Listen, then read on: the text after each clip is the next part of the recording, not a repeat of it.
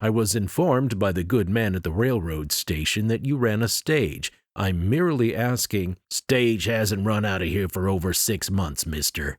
Too much nonsense in the territories. If you're aiming to head for Laramie, my suggestion is to buy a horse." "And where might I do that?" "Round back." He jerked his thumb towards the rear of the building. "There's a livery stable there. They'll give you a good offer for a horse and rig. Also, where you're going, you'll need firearms." Sims nodded, unbuttoned his coat, and pushed it away to reveal the pistols already holstered around his person. Buster Norwich, or so Sims assumed the man to be, studied the guns, smirked, then turned his head, hawked, and spat on the floor. "Damned bounty hunters. Your business in Laramie got something to do with taking a few scalps, trading off some innocents for desperados? Jesus, you make me sick."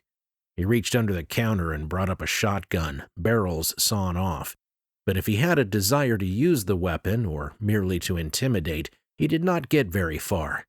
Before he could bring the impressive firearm to bear, Sims pulled out the Colt Dragoon at his hip and rapped the barrel hard across the big man's nose, sending him screaming and squirming to the ground, collapsing into the well-stocked shelves behind him. The suddenness and weight of his fall brought down a profusion of cans, bottles, and paper bags filled with an assortment of flour and maize around his head. Sims holstered his revolver, returned to the rifle rack, and lifted out the carbine he'd been looking at. Recognizing it from his war days, Sims hefted the weapon in his hands, an 1843 model Hall's breech-loading carbine, a fine gun. Grinning, he vaulted the counter and scraped around, searching for cartridges. He found a small carton, only half full, of ready-made paper cartridges, and dropped them into his pocket.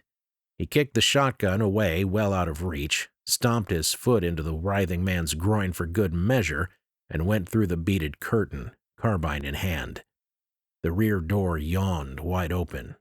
Beyond it, Sims could just make out a battered old barn, surrounded on 2 sides by makeshift fence. A broken cart lay next to the entrance.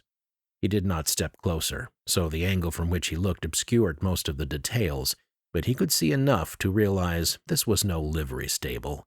A miserable attempt to waylay him, perhaps, with Norwich's associates standing just out of sight, waiting. He turned and went back into the shop. He stooped down beside Norwich and put the end of the barrel under the squirming man's chin. "You aiming to kill me, boy?" he asked through gritted teeth.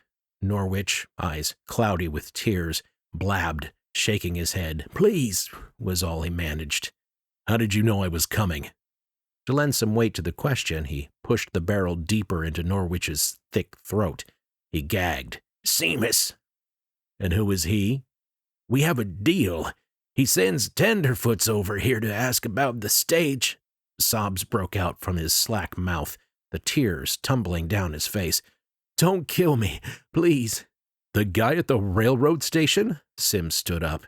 "Jesus, you people. How many have you waylaid this way?" Norwich, unable to answer, curled himself up into a ball, bleating like a lamb. "Too damned many, that's for sure." Sims scooped up the shotgun, broke it open, and dropped the cartridges to the floor. He then took to smashing the gun on the counter edge before tossing the ruined weapon into the far corner. "How many are waiting for me out back?" Norwich dragged in a shuddering breath. "Only one. Johnny boy, a kid. Don't hurt him." Sims narrowed his eyes. "One. That means there are at least 2, and they ain't no kids." "What you gonna do?" "Get myself a horse." He moved quick, running out of the store, back into the sunlight. Main Street remained as quiet as ever, which might be a problem, but Sims was sufficiently experienced in this sort of thing to know that as soon as the gunfire broke out, people would keep their heads down. So he continued to run, taking the passageway which ran down the side of the store and stopped at the corner. He listened.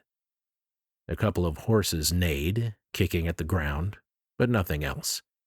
He estimated the distance between where he stood and the rear entrance of the store. Perhaps 15 paces, maybe less.